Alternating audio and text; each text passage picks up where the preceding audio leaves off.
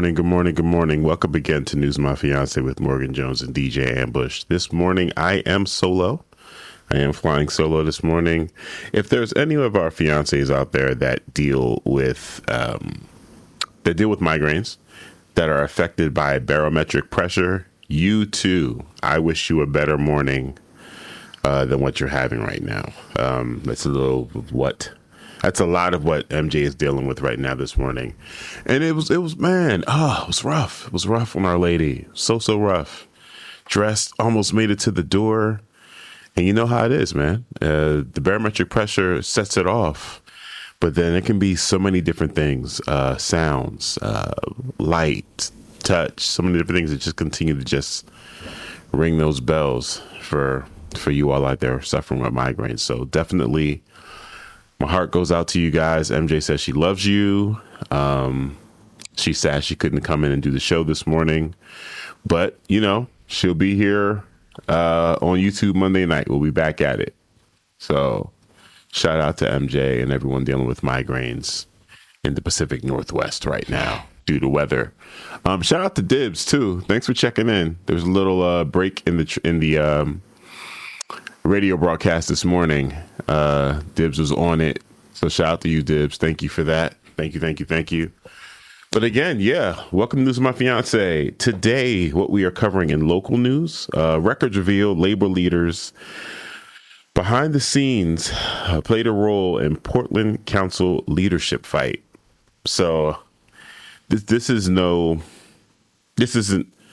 new occurrence, but it's not a new thing in the way that industry leaders in our community in Portland, much like anywhere else, they cannot resist placing their thumb on people that hold positions of power. They cannot resist trying to influence our civic leaders.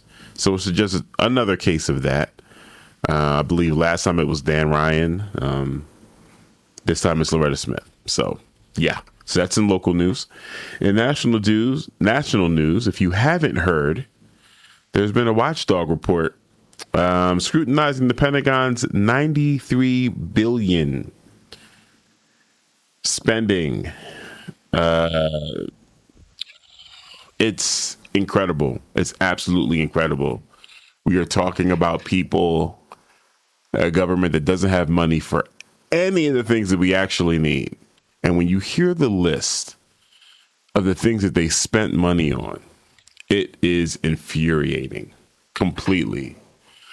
Good morning, Michelle. Michelle says, good rage at the medical systems that fail us. Even when our problems are completely predictable, morning. To you, Am. Thank you, Michelle. Good morning to you as well. Yeah, I mean, case in point, right? I was just talking about how they're failing us by not providing us the things we need. Just give us health care. Good grief. Other nations have free health care. It's not like the same excuses they've been using for decades, which is, it's complicated. There's nothing complicated about it. And if the excuse is that it's complicated, and that's the reason we don't have it, then I need you to recommend someone more qualified who finds this less complicated that can give us what we need, because it doesn't change what the populace wants. Just because it's hard doesn't mean we don't want it anymore. No, we need, as citizens in this place, in these United States, we need free health care. It's ridiculous. It's what are you going to do? What you got here, Dibs? Oh, sorry to hear about MJ. Hope she gets better soon. Thank you. I will definitely take all these kind words back to MJ for sure. So that's what we're covering today in local and national news. But before we jump into that, there's been a couple of things that's been happening throughout the week. I'm not sure if you heard about the Livenation situation, the Livenation settlement. They were under investigation. Federal judge is urging they were under investigation, and Trump halted the investigation. And went a step further. He went and got one of his people on the board for Livenation. From what I understand, the penalty that they'll be paying is $280 million. And what they've been trying to prevent is, of course, monopolization of, ticketing, venues, and the way Live Nation has just been gobbling everything up. So they were under investigation. They were going to try to break up some of their holdings. Trump put a stop to that. Instead, they were asked to pay a fine of $280 million, which, for anyone that does not know, for Live Nation, that's 4 days worth of revenue. It's literally a drop in the bucket. A federal judge is urging dozens of states to settle their antitrust claims against Live Nation after the U.S. government struck a deal with the concert giant earlier this week. States aren't rushing to sign on, though. Lawyers for Live Nation told the court the odds of reaching a deal with all remaining states quickly are about zero. The case centers on Live Nation and its ticketing arm, Ticketmaster, which regulators say dominate the live concert and ticket sales industry. Federal and state officials allege the company used pressure and retaliation against venues and promoters to keep competitors out and maintain its market power. That's like, these are mob moves. Like, this is wild. Regulators say that the dominance helps drive up ticket prices and fees for fans while limiting consumer choice. Live Nation denies the allegations, arguing artists and venues, not the company, ultimately control ticket pricing and distribution, which is ludicrous. Under the federal settlement, up to half of the tickets at Live Nation amphitheaters could be sold through competing ticket marketplaces, opening the door to more competition. But with more than 24 states still unconvinced, the broader legal fight over the concert industry's biggest player is likely to continue. I love doing stories about this, especially when MJ is here, because she was in ticketing and was dealing with all of that. But for them to say that the ticket price is ultimately controlled by artists and venues is wild. It's absolutely wild. It is 100% untrue. If it were controlled by artists and venues and they have direct contact and having direct interaction with their fans, they've been hearing this for years. These ticket prices are ridiculous. They are out of control. They're out of control. And in the conversation I had with MJ, and I think we've discussed it a little bit online before, the fraction that ends up going to the artist with these Live Nation deals, these Live Nation touring deals, come on, man. Like, who are you fooling? It's ridiculous. Let's see, got a text here. It says universal healthcare is so difficult and complicated that only 29 of the world's 30 richest nations have been able to make it work. Hey, Bob. Exactly. We can't be the great, like, we literally cannot be the quote unquote greatest nation in the world and not have free healthcare. It's a non-starter. Like, come on, just who are you trying to convince with that? It's not working. It's absolutely ridiculous. But yeah, this move with Live Nation doesn't surprise me. We've watched this administration basically buddy up to leaders of industry and across different industries. Live Nation has been scrutinized for quite some time for this activity, and to have this particular president in place for the second time, I mean, it serves them well. I just don't like the disinformation. I don't like the propaganda of trying to put this on the artists or even trying to put this on the venues. It's wild. It's wild. So, I'm going to switch gears real quick. Something local. There was a story, or should I say development, about a year ago, maybe a year and a half, about a sneaker manufacturing hub coming to Old Town. An organization called Made in Old Town was stewarding that. That initiative is now over. And we're talking after millions of dollars have been given to them. somehow, some way, they were able to just be like, hey, you know what? We gave it the old college try. Sorry to your dollars. Sorry to your belief in us that we could do this thing. And now we're going to move on to something else. So remember that flashy plan to turn Portland's Old Town into a sneaker manufacturing hub? The project was called Made in Old Town. The one that was supposed to bring footwear companies, research labs, and dozens of businesses together in one big campus. It is officially dead. Prosper Portland confirmed this week that the Made in Old Town project will not move forward. I repeat, Prosper Portland confirmed this week that Made in Old Town will not move forward. The proposal was to convert several Old Town buildings, including the Mason Ehrman building, into a hub for the footwear and apparel industry, eventually housing up to 90 companies. But here's where the flag started waving. The project received $2 million from the state of Oregon and a $7 million loan from Prosper Portland to buy 2 buildings. And when that deal happened, the main building had an appraised value of $3.8 million, meaning the project paid roughly double that price using public money. We talked about that previously on some other shows, how heads need to roll. I mean, that was absolutely ridiculous. And there's been no explanation for it. Zero explanation for it, for that specifically. Now the project's leaders say it collapsed because of the economic uncertainty and tariffs affecting the footwear industry. But the warning signs were already there. The organization behind the project defaulted on the Prosper Portland loan after failing to raise $5.7 million in outside financing that they promised. There was also leadership turmoil, including their executive director abruptly resigning after just months on the job. And now Prosper Portland says it may end up taking ownership of the building itself.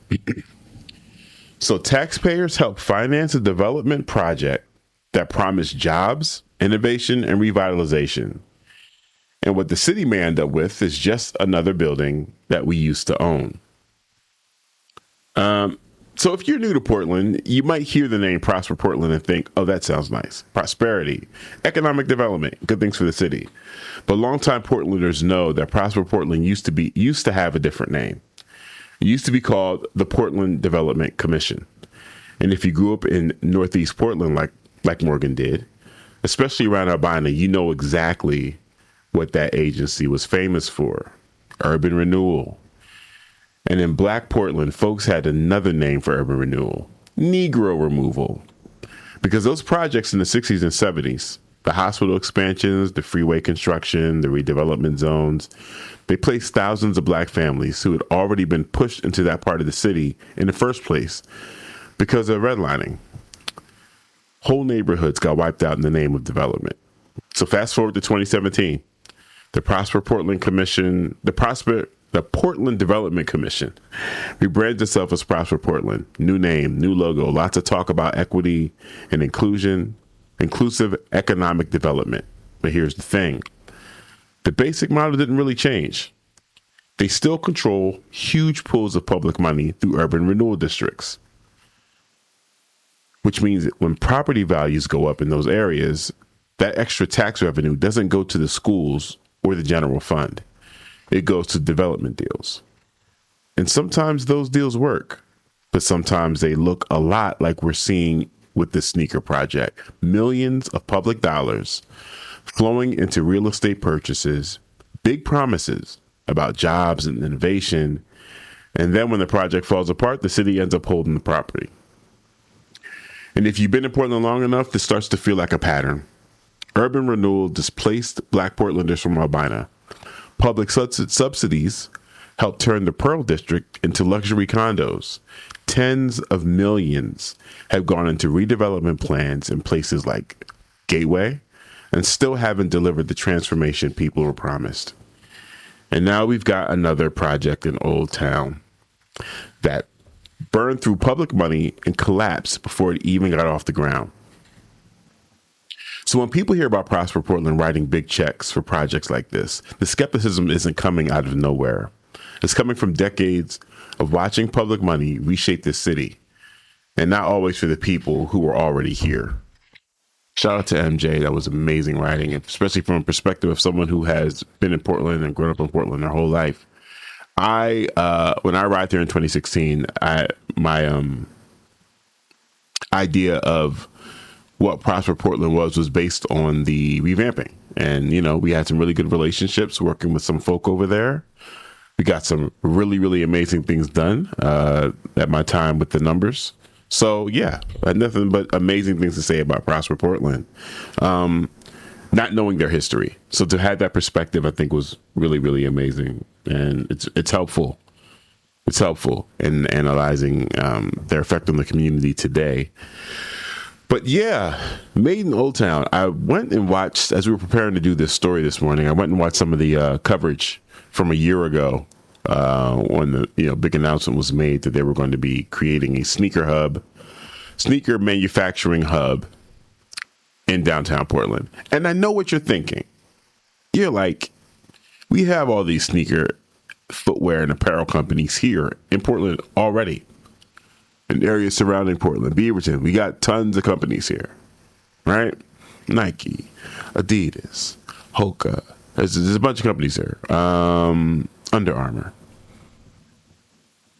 They don't do manufacturing here in the States. It's all done overseas. What are they going to do in Old Town that's going to impact sneaker manufacturing? What are they going to bring? Well, this was all based around 3D printing. This is the sustainable manufacturing that they were selling, basically, to Prosper Portland and to the community, that they were going to be creating a sneaker and apparel hub downtown that would implement 3D printing, and it will be amazing, revolutionizing everything.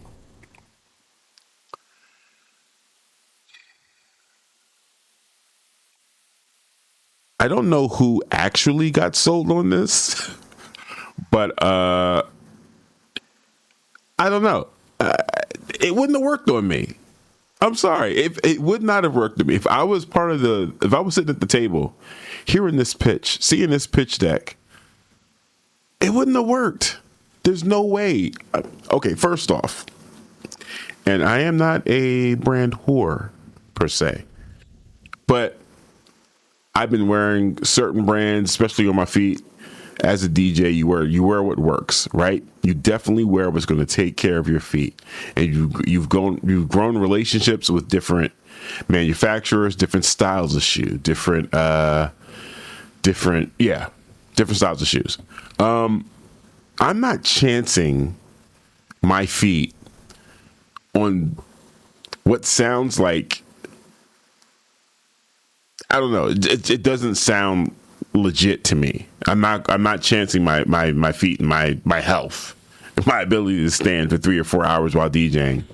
With some sneakers, you guys said you pull off a 3D printer. Am I saying it's impossible? No, I'm not saying that.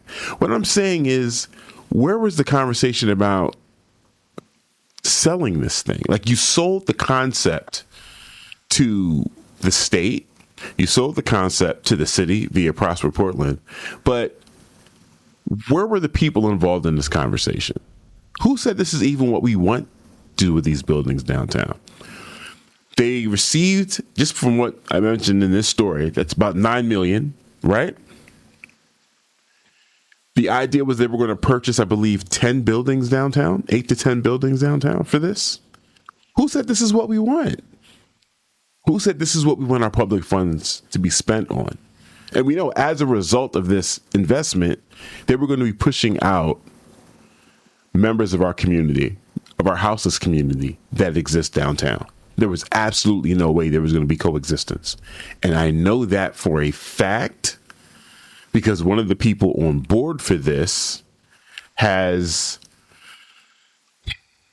done their level best to make sure that no space is created for our houseless citizens downtown. The owner of Society Hotel, Jessie Burke, her relationship with the houseless community, and I won't just say her, but other business owners downtown, has been very contentious. very unhelpful.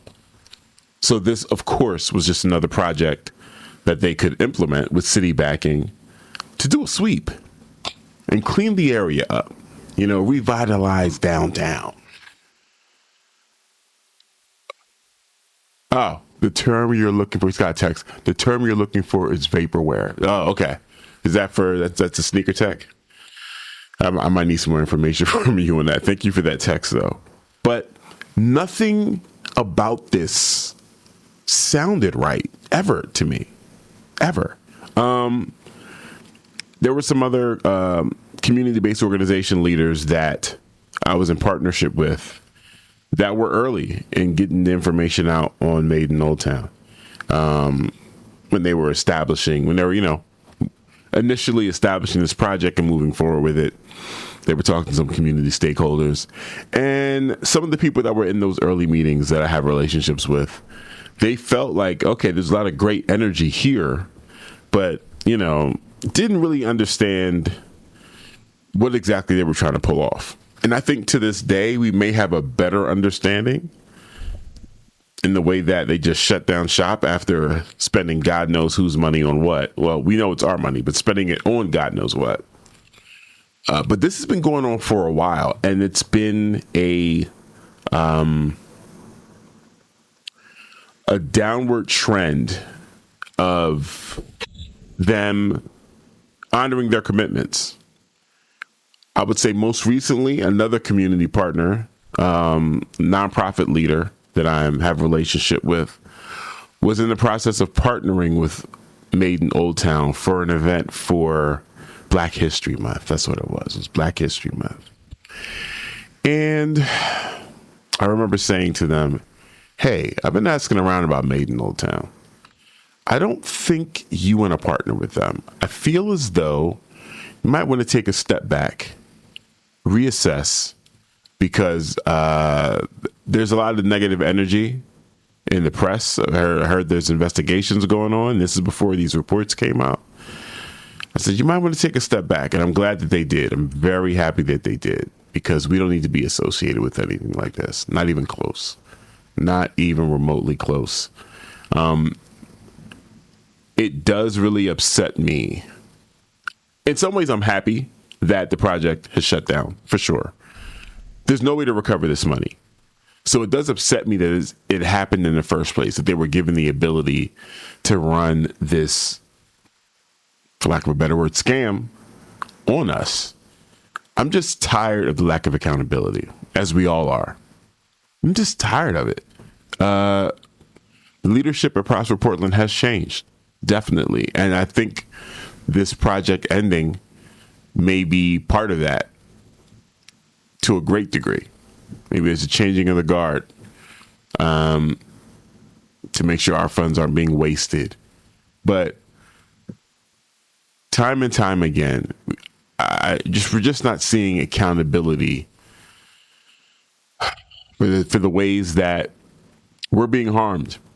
We're being denied certain services. We're being denied the level of quality of life that our downtown should have. And imagine, like, in the midst of a struggling downtown, you have an organization like this that comes together to just continue to take in broad daylight. In broad daylight. Where are the names? Where's the accountability? Who are these folk? At what point do they answer for what they've done? It's, absolutely wild. But yeah. What else do we have for the up top? There's been conversations about the Target boycott being over. It isn't. We still don't mess with y'all. There was a press conference yesterday with Nina Turner, Tamika Mallory, and what is the brother's name? Jamal Bryant, I believe. I could double check that. And it happened along the same time that USA Today did an interview with a community organizer that was leading a portion of the protests. And it's throughout this interview, the conclusion is that he conceded, and we've moved on. They've been having conversations with Target, and the boycott's over. I'll let you know right now. I haven't been in Target in God knows how long. Definitely not going back. Before jumping into that story, though, got a text from Michelle, says it's so infuriating. Why do the economic development types get held to the same standards as a high school group project, while any endeavor to actually help people or anyone actually trying to help themselves has to jump through every hoop imaginable? And that's true. Like, that's dead on. Super accurate. That money, if you want to revitalize Old Town and you want to, I don't know, make Old Town great again, there are so many other places that money could have went to. So many other. And yeah, they're not being held to the standards they should, Michelle. I 100% agree. And that's on the front end, right? But the lack of penalty and the lack of consequence on the back end, for me, is what keeps this door revolving. No one's hands are ever getting slapped for this type of activity. So what's to prevent the next grifter from showing up? Nothing. Absolutely nothing. And it's not like there isn't like a line of grifters constantly going at our funds, constantly trying to get contracts, trying to figure things out to siphon from city funds. Some of them get yeses, low yeses that we'll never hear about. Maybe a great majority of them get no's because they don't have the relationships, right? But once you get that yes, and you have this public declaration of what we're going to get done, there's no shame. There's no shame in this at all. None. And then from our civic leaders, there's no penalties. There's no consequences. You're listening to X-Ray FM at KXRY Portland at 91.1 and 107.1 FM, and in Nehalem, Wheeler, Manzanita, and Rockaway Beach at 91.7 FM, streaming online everywhere at xray.fm. I'm going to go ahead and jump into a music break and come back with a little more news. Welcome back to News of My Fiancé with Morgan Jones and DJ Ambush right here on X-Ray FM. Shoot us a text, join the conversation. Hit us at 971-220-5979. Again, that is 971-220-5979. Man, enjoy the silence by Depeche Mode. Whew. Banger. I love that song so much. And the Santigold song played before that, Desperate Youth. Yeah, as a matter of fact, there is a fiance, very close fiance to the show. One Rhythm Keen, who recorded the intro, the Welcome to News of My Fiancé intro. We close homies, and we're homies on Threads as well. And she said she has a rendition of this song that's very, very soulful. I'm going to attempt to get it recorded so I can play it. She's never going to do it willingly. It's going to take a lot of arm twisting, verbal arm twisting. I'm going to try to make that happen. Catching up on some text here. Let's see. Where is it? Talking about healthcare earlier, someone said, to put it in perspective, we can go to the moon, but we can't have healthcare. Come on now. Hope MJ feels better. Thank you for that text. And yeah, man, we can go to the moon multiple times. And I bet you,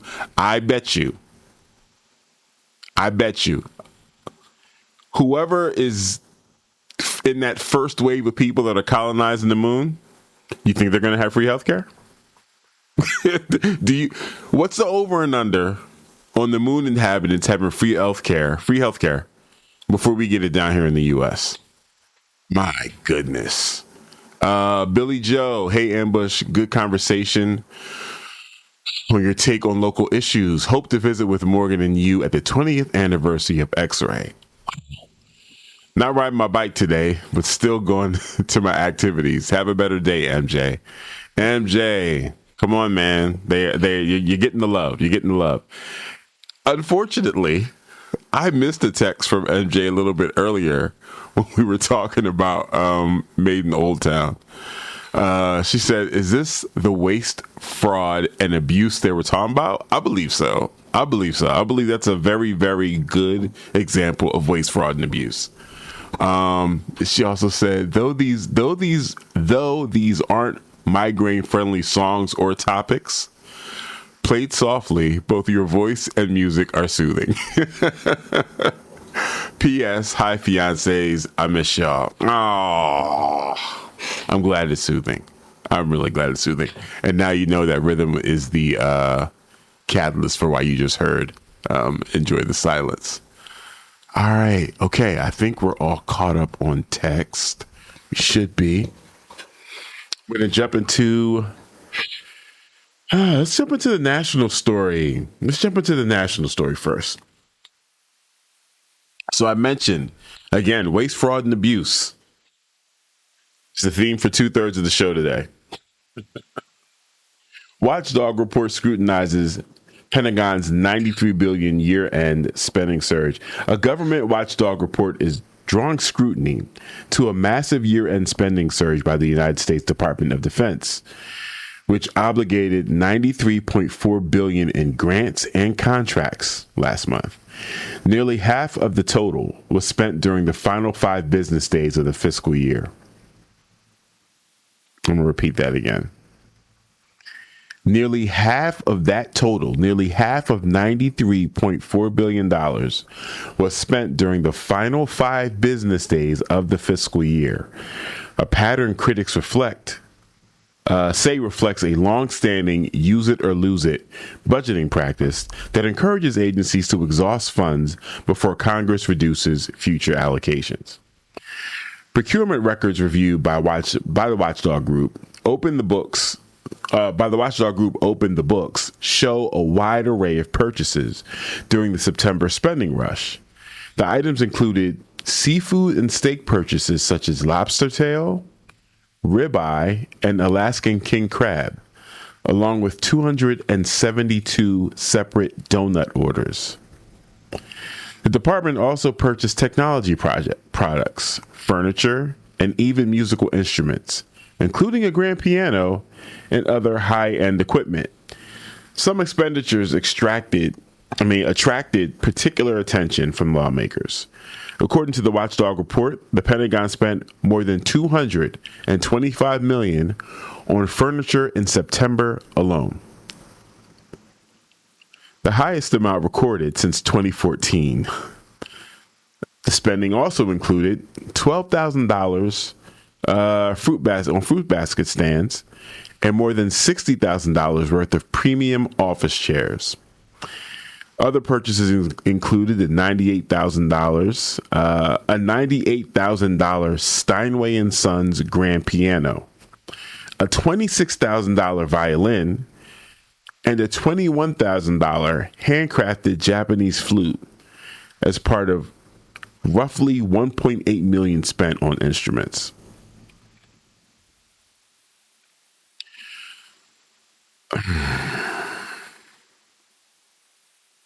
I'm going to need someone to explain that to me. Is there anyone listening? Performing musician that can explain why our government would be spending $1.8 million on instruments? Is it the White House band? I don't understand how. The report comes as Defense Secretary Pete Hegseth faces pressure over Pentagon spending priorities amid rising global tensions.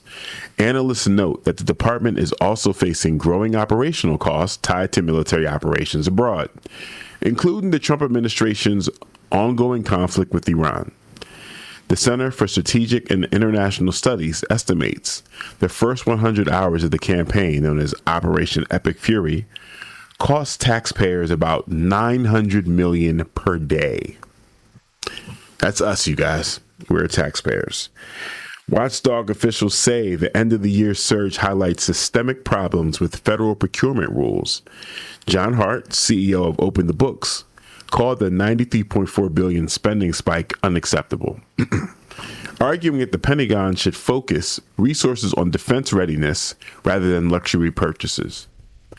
The American taxpayers expect their dollars to support critical defense priorities, not lavish dinners, Hart said in a statement. That brings up a really good point, but I'm going to finish reading the story, then I'll come back around to it. The spending has also prompted criticism from members of Congress, including Joni Ernst, a Republican senator from Iowa. Ernst said the findings show the government must better justify defense expenditures, especially as former President Donald Trump has proposed raising, I don't know if I said former, President Donald Trump proposed raising the Pentagon's budget to $1.5 trillion by 2027. Ernst has introduced legislation known as the Receipts Act, which would require the Pentagon to achieve a clean audit by 2028 and curb what she described as a Christmas in September spending spree across federal agencies. Budget experts say the annual spending spike has been documented for years. Procurement data suggests certain categories, particularly furniture, can surge dramatically at the end of the fiscal year, with some analysis showing increases of more than 500% compared to earlier months. The pattern has fueled ongoing debates in Congress over federal budget rules and whether reforms are needed to discourage agencies from rushing to spend remaining funds before deadlines. Here's the thing. At least one of the things. How many of y'all knew that? How many of y'all knew that these guys were blowing money left and right? They're constantly looking for an increase of the budget. There's never enough. We never have enough bombs. We never have enough missiles. We never have enough personnel. We always need to increase the defense budget. $93 billion, half of which was spent in the last 5 days of their fiscal year. Why are you buying furniture? If we need more tanks, we need more missiles, all the things that you say we need, why are we buying furniture? What exactly is happening? Now, here's the thing. Hegseth is in charge right now of the Department of War, as laughable as that sounds. But he isn't the problem. He's just the person currently sitting in the driver's seat of that BS. When we saw that they spent, I wish I could find the other breakdown because it spoke exactly how much they spent on lobster and crab and steaks. But I don't know if we covered this a couple Thursdays ago or whether it was a Monday night, but there's a gentleman I follow on social media who served 15 years in the Navy and said that when they were going to be deployed, an indicator of that was that they would serve the troops surf and turf. He was on his way from a deployment, on his way back home, and they were served surf and turf, and they turned that boat right back around, sent them right back out there. So when we see they spent millions, it was like $6 million on crab and lobster and something similar on steak. It was like, okay, so you guys were preparing these troops. You were prepared to send these troops somewhere at some point. And here we are now, war with Iran. The waste and abuse is, I can't properly fathom it. I really, really can't. Billy Joe says, I'm definitely not defending this administration, but my son, who's a corporal in the Marines, has told me that when the service members going into battle or threatening situations are served steak and lobster. Yeah. Yes. Thank you for that confirmation, Billy Joe. Thank you so much. That was one of the line items, again, that caught our attention immediately when the story broke. That when they're about to send them out, they hook them up with some surf and turf. Huge line item in this spending. I wish. I don't need $6 million in lobster, but that Batmobile is waiting for me out there, and it don't cost $6 million. You trying to spend some money, Hegseth? How's your boy? AJ said the furniture is probably for detention centers or something equally evil. Yes. Good morning, AJ. Yeah. And yeah, she said then that seafood is definitely for soldiers as a goodbye meal. Oh boy. Yeah, that's disheartening. As a matter of fact, and I think it was a couple Thursdays ago, we talked about this on the air. I couldn't imagine, having experienced that as a service member, getting that surf and turf before we send you into mayhem time and time again. And then you come home and you're like, oh, let's go to Applebee's or, Sizzler. Are there Sizzlers around still? Let's go to Apple. Let's go to Sizzler. Let's get some surf and turf. What? Keep it away from me. Keep both your surfs and your turfs away from me. I don't want any of it. That's got to be triggering. Good morning, C's. It says, Ambush, working where I do, I was aware. It happens all across the government. Yikes. The problem is, if you don't spend it, you lose it. And you reset the table of need at what you spent that year. So in order to set the budget minimally at the same number or more, they have to unload by October 1st every year. Okay. It's a flaw in the system, kind of like no term limits. Agreed. Okay. So I get that. I get that. I've heard the same thing about marketing budgets within the entertainment biz. Hey, we gotta burn through these funds by the end of the fiscal year. They'll greenlight videos. They'll greenlight campaigns for projects. And I get that. I definitely understand that, especially when you're in a part of the government that's always seeking an increase in funding. You want to be able to prove that, yeah, we need the money. Look, we burned through it. We just didn't have enough last fiscal year. You got to increase us. But you're the Pentagon. Again, there are so many things that you could be spending money on. So many. Burning through that amount in 5 days is off the chain. They said this spending, they haven't seen spending like this since 2014. Since 2014. Okay, we got another text. As a musician, I'd prefer they bought instruments rather than bombs and killing machines. Thank you, Dustin. You know what? I am not mad at that, Dustin. I am not mad. Get everybody, as a DJ, get everybody controllers and a membership to Serato. I don't know. I would much rather they do that. Yes, I agree. But I was just saying, you're the Pentagon. Why not spend money in ways that make sense for the people that you're trying to convince you need an increase in your budget? I'm trying to remember.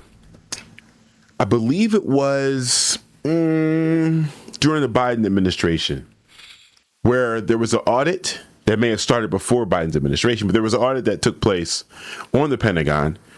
And it was to the sum of like 2 or 3 trillion unaccounted for. 2 or 3 trillion.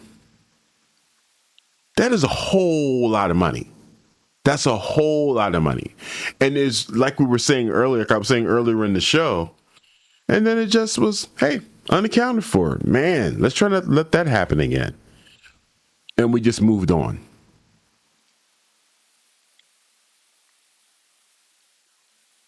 Who can do that? Who can do that at anyone's job? If you're a cashier and $30 goes missing, you're at least going to get a write-up. Some of these places might just fire you outright. $2 or $3 trillion of American taxpayer money just disappeared like a up-close magic trick. Like, what are we doing?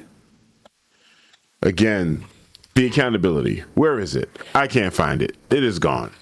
Not a fan. Not a fan.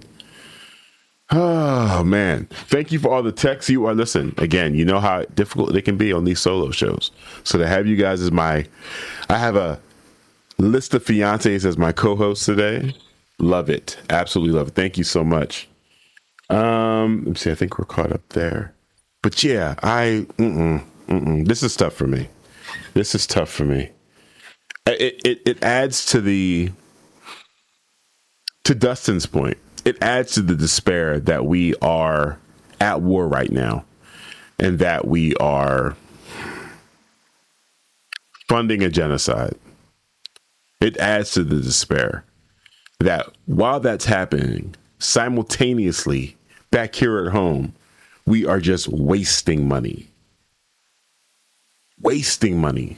As if we don't have problems that could be solved with those funds. It's no different than what's happened here in Portland with that $106 million that appeared that was supposed to be spent on homeless services in the houseless community, housing. And now they're talking about trying to reallocate those funds as if the housing crisis is over.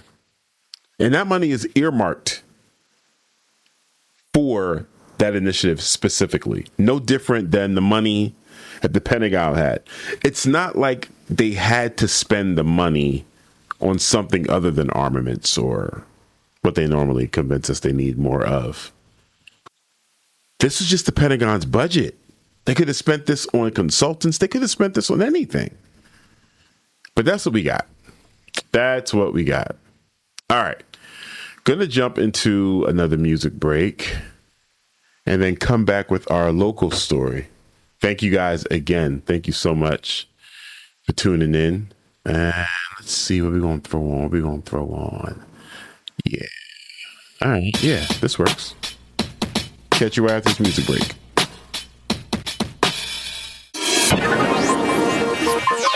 Welcome back to News of My Fiancé with Morgan Jones and DJ Ambush. I am flying solo today. MJ is out with the migrainiest of migraines. Sucks. It's so bad. But join the conversation. Shoot us a text at 971-220-5979. Again, that is 971-220-5979. Shout out to P-Town. We miss you, Fiancé. We're going to figure this out. I don't understand what's going on, why you can't text in, and I've been trying to solve it every time I've been in here. But we're going to figure it out. We're going to figure that out. So you got a couple texts. Dib said, ironic how people voted for Trump because he'll run the country like a business. WTF. Yeah. How about that? This is what you voted for? Which again, just that whole vibe. I don't know if you guys caught this a couple of months ago, actually. Andrew Schultz was like, this isn't what I voted for. This isn't what Trump's doing now, isn't what I voted for. I'm not shooting you any bail. I don't care. I don't care if you genuinely, honestly feel like you've been duped. That's one thing. That is one thing. And that's real. Sure. But at the same time, the things that attracted you to voting for this man were all selfish things. All of it. So please don't come back to the public looking for, someone to lay a James Brown cape on you while you bow down. No one cares. It's not happening. Absolutely not. Dib said also, MF and Cameo, make it a longer break and play a Houdini track. Oh my gosh. If I'd follow that up with some Houdini, 25 minutes of the show. Bit of music. Easily. Throwing some Fela. So it's funny that you said that, Dib. That's actually a little, DJ trick of ours. We need to do, if you're doing an event, got to run in the bathroom, put a house remix of something that people are familiar with on. Boom. Throw that on. Anything from Fela. Boom. Throw that on. Something like this.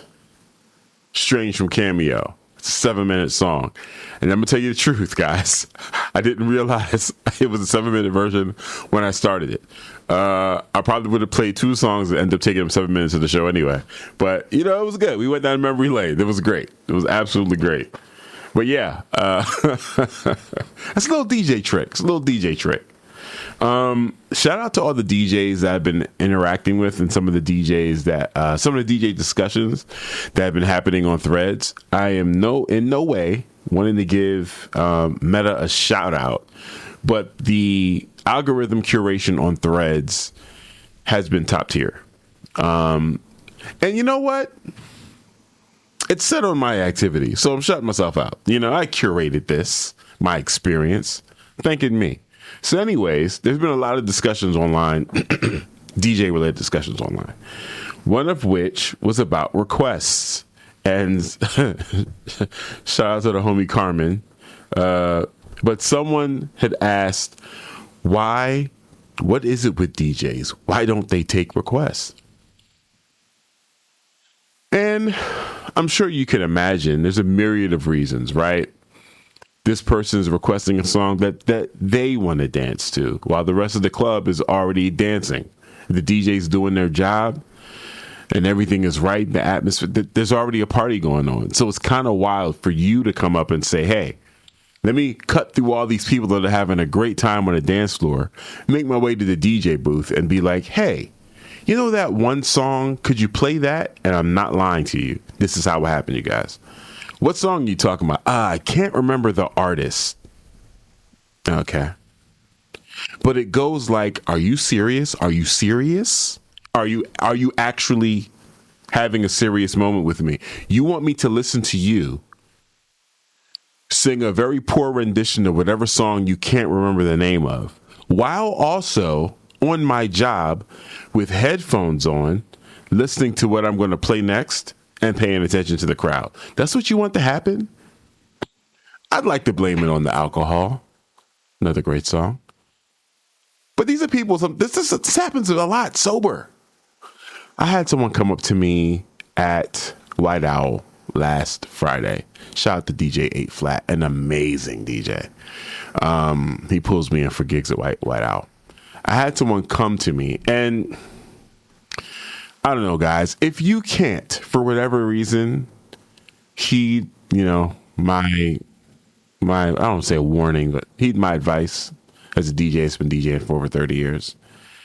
And you still you still got this burning desire to make a song request. Please don't come behind the booth. Please don't come into our space to do it. That is weird. That energy is not it feels icky. It feels bad. And if you can't get to us from the front or the side, then you know what? Maybe hold that request. Maybe table that for a different DJ or a different environment. But this woman came up to me. And so when I DJ with A Flat, majority of the time it is world music, Caribbean music, Afrobeat, Nigerian high life, ballet funk. It's party time. It is party time. It's 112 BPMs and up. And that's the vibe for the night. You understand that coming in.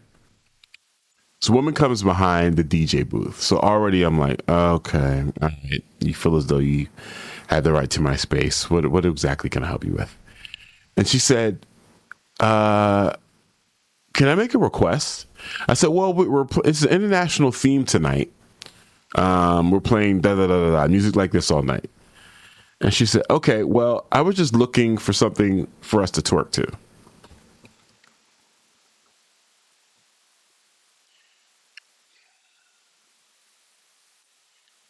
If you have the ability to twerk, you can twerk to anything. It's just go out there and just get your twerk on. If you're looking for a twerk anthem, I'm sorry. You can play that in your car when you get back outside. International music. That's what we're playing right now. No. So she said, I'm looking for something to twerk to. I said, oh, okay. I'm not switching my format for you. And she was like, so then I throw it back at her. What did you have in mind? Having some fun. I, jump into my customer service skills. So what can I help you with? What do you have in mind? As I've already said, this is what we're doing tonight. She says, I don't really know. And then leans forward and says, what do you have in your playlist? Hey, yo.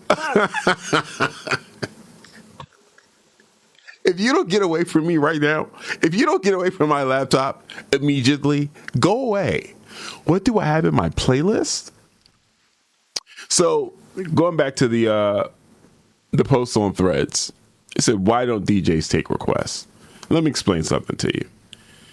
This is how I spin. And I want to say this is true of the majority of DJs that I've spun with.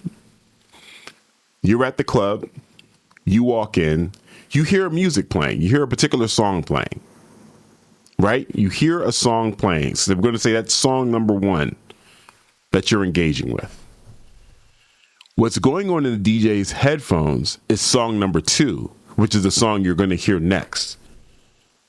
So we've already secured the next song. Once the second song is secured, we're already looking for the third song. At any given moment, we are 3 songs ahead. First song's playing, second song is on the second deck, about to be played next, and now we're looking for the song that we're going to play after that. So imagine we're this far ahead in what we're doing, and you come up not knowing where we're going to be 2 songs later, and you want to make a suggestion to the person that is getting paid by the venue to do their job. I compared it to going to a restaurant and dipping your head in the kitchen and telling the chef how you want your food, how you want them to make your food.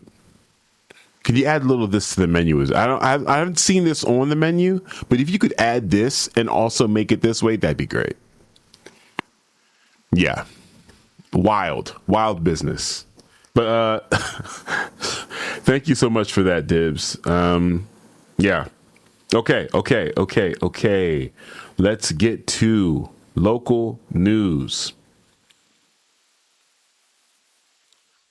Records reveal labor leaders' behind-the-scenes role in Portland City Council leadership fight. Newly obtained public records suggest a prominent labor leader played a behind-the-scenes role during a contentious vote earlier this year to select the president of the Portland City Council.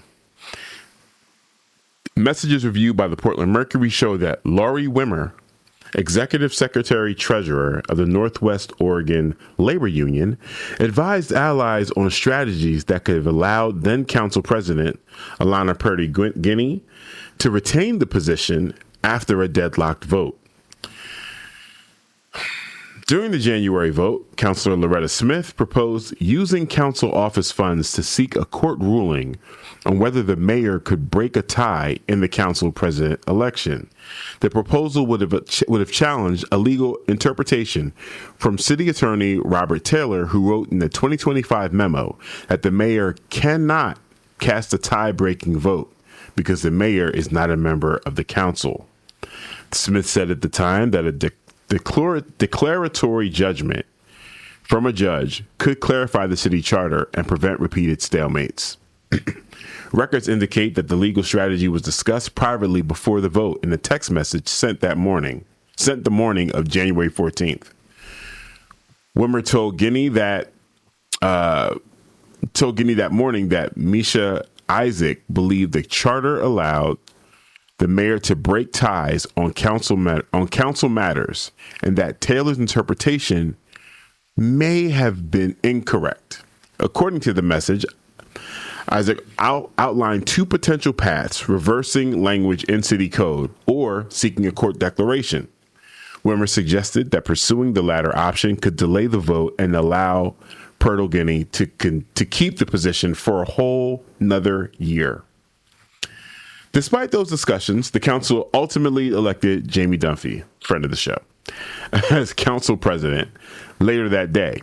Wimmer publicly distanced herself from the decision-making process after the vote, telling reporters she was merely observing the proceedings. However, records show she communicated frequently with several councilors during the leadership battle, sometimes sending messages to their personal phones rather than city-issued devices. The messages also reveal political tensions inside the newly structured city government, including a divide between progressive councilors, sometimes referred to as a Peacock Caucus, and more moderate members in more moderate members.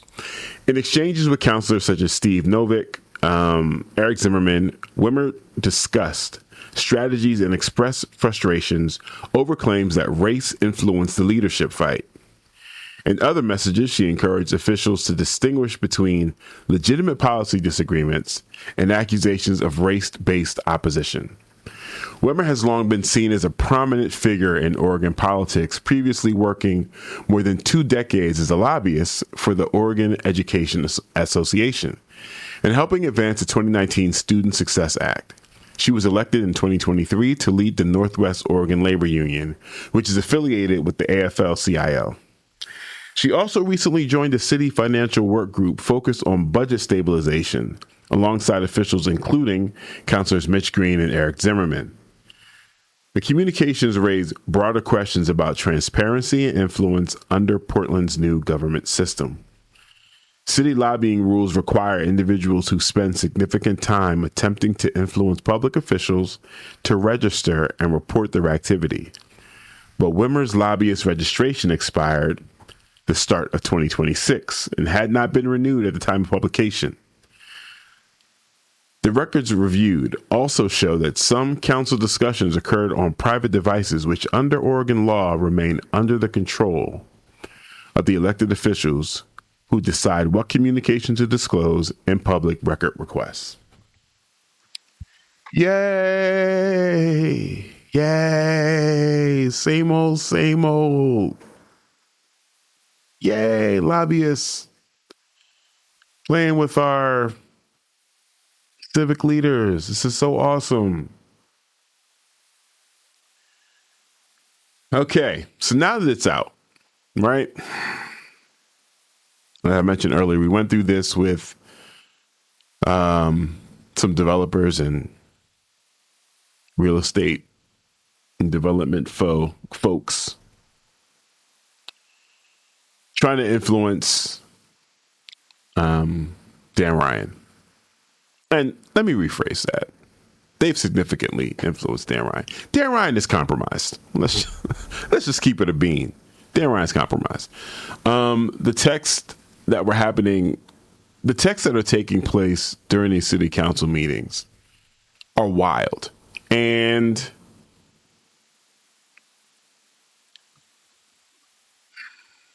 the current structure that we have for city council is what the people elected, what the people voted for. This is what we want. Despite having a structure we want, we still have people in places of power in this city, behind the scenes, that want to circumvent what the people want, what we voted for, in order to maintain control and balance for them. There's no way, there's no place, there should be no circumstance under which these people should feel safe to continue doing what they're doing. No way, no how. Again, going back to the Maiden Old Town situation. Where is the accountability? We have names. We have names. We have names of the city councilors that are compromised. We have names of the name of the labor leader looking to press buttons.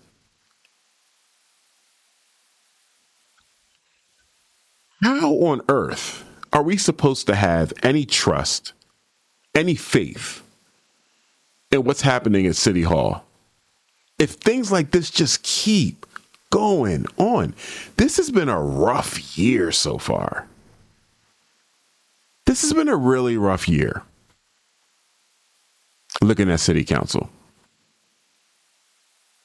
From the previous text messages, the racism-laden previous text messages that went to Dan Ryan, there's an indication here there's a degree of racism at play here from Wimmer. Right? We have Loretta Smith's response to protesters coming in the round at City Hall exercising their First Amendment right. She wants to respond with her Second Amendment right. They should be able to carry, our city council should be able to carry firearms inside city council. Like, what are we doing?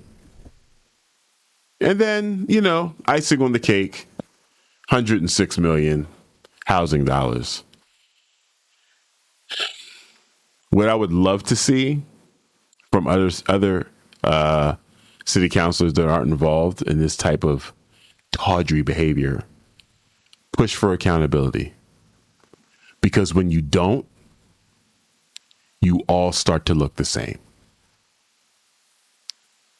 It's the same thing I say about police, and I've said this for God knows how long.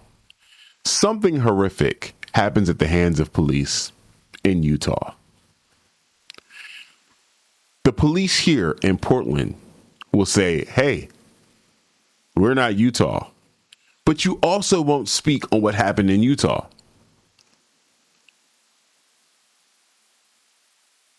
If you can't hold each other accountable, what trust do you expect the public to have in you? And I mean, 100%, I'm talking to our city council. If you cannot push to hold each other accountable, what do you think that does to public trust in the whole body? I came across this story because, shout out to Candace. Candace Avalos had posted it on Instagram. That's how I came across the story. And the Mercury covered it. But why isn't this all over local news?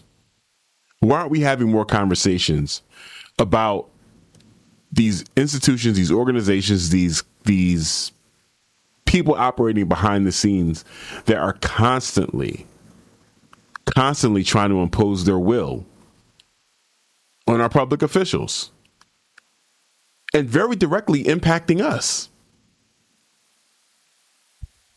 I don't get it. I don't get it. I don't like it. I'm not a fan of it. I don't like it. I don't get it. Mm-mm. It's no good. It's no good. Absolutely no good. I don't know. I feel like I'm requesting something that's not real. I'm requesting accountability. It's just not real. I can't find it anywhere. It's like we're all out. I blame the tariffs. Can we import accountability? What is happening here? It does disturb me to see certain council members' names repeatedly coming up. It's worrisome. And I'm not even sure what the accountability looks like. I'm sure there's someone out there that knows what could be done, what should be done, what the mechanisms are that are in place, what levers should be pulled. But public condemnation of your colleagues, I mean that'd be a good place to start. That'd be a good place to start. Again, like I said, I came across this because Candace posted it, so that's awesome. But if we don't constantly push back against fraud, abuse, the type of politics that rob us from our ability to actually affect our quality of life, if we don't constantly push back against that, we're submitting to it. We're saying it's okay. And in doing that, we're inviting more. That's it. We're inviting more of the mayhem. And I think, this is my humble opinion, I think we have enough mayhem. I don't think we need to invite any more of it. I think there are people waiting in the wings to be able to pull another scam on us. And as Portlanders, as U.S. citizens, we got to find effective ways to hold our civic leaders accountable. We have to. Otherwise, we're just along for the ride. And I do not believe that's the position that we want to be in, especially looking at leadership right now. No, not at all. Not at all. So hopefully, fingers crossed, this story will continue to illuminate stories like this will continue to illuminate the issues that we're having and have had for quite some time. Part of the new structuring for city council was to be able to, I guess, kind of mitigate some of this. And I hope we don't revert back to the old ways. It's going to be rough again during this transition into this new form of government. But we got to persevere. We have to. And we have to show those that have been used to having their thumb on our politicians and are used to having access to whatever they want. We got to show them that, we're not doing that. It can seem unsurmountable, especially when you look at what's happening at the federal level, right? Major tech companies and other industries, whether it's agricultural, whether it's big pharma, big oil, whatever, watching them do whatever they want in Washington. At some point, you're just like, yeah, it's just what's happening. But we have play here. We have access here. We can do things here at the local level. We can push forward the change that we want. And I know every day everyone's fighting through just what it takes to put food on the table and keep the lights on and keep gas in the tank. I know that. We're all very familiar with that. And on top of that, we don't got no health care. But we have to coalesce. We have to come together. And if anything, just make it clear. We want accountability. We want accountability. We want consequences. You're listening to X-Ray FM at KXRY Portland at 91.1 and 107.1 FM, and in Nehalem, Wheeler, Manzanita, Rockaway Beach at 91.7 FM, streaming online everywhere at xray.fm. Yeah, we got to make that clear. And it can't just be when it's time to vote. Because sure, we're putting the right people, or we're putting the people that we want in these places, right? But we need to have their back. Are we creating an atmosphere and a culture that allows them to push our agendas forward? Or are we throwing them to the wolves when we elect them to these positions? I echo the similar sentiment with the Jasmine Crockett, James Tallarico situation, the race in Texas. As much as I would love to see a black woman in a position of power, I am not delusional in any way to understand how racist and how sexist and how real misogynoir is.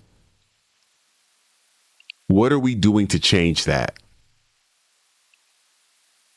We want to push people forward. We want to make them champions of our issues and our policies. We want them to be able to lead the guard. Go ahead. I voted for you. Now go make it happen. But what have we done to pave the road for them to give us the change that we want? If we're not playing our part outside of the booth, outside of the voting booth, we got to measure our expectations. So it's time to step up.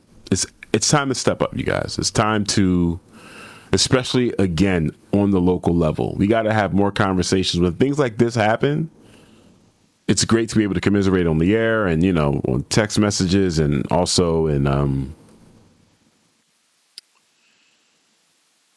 social media. But there's got to be more of us at these city council meetings. Your fiancé included. I think I've been on one last year. But there's got to be more of us there. We got to join the fight. I want to thank you guys for tuning in. Thank you again for joining us for another episode of News of My Fiancé. Shout out, huge shout out to MJ that couldn't be with us this morning because of the barometric pressure triggering migraines across the western seaboard right now. And also because we don't have free healthcare. Something like this probably would have been, able to be mitigated. So shout out to Morgan Jones, another using my fiance. Shout out to our podcast editor, Kyle G of Residual Audio. Kyle will make sure all the texts are added to the description. Again, thank you guys so much. Thank you guys so much for helping me carry the show today. Updating the playlist. And we are working on a way to get that playlist public for you guys, but we'll have to make sure it's listed. And you know the deal. Don't let the individuals distract you from the systems. Poverty is indeed a policy choice. People over profits, power to the people. None of us are free until we are all free. Thank you so much for listening. Stay tuned for Tom Hartman. And we will catch you Monday night on the YouTubes, 6:30 to 8:30. All right, y'all. Goodbye.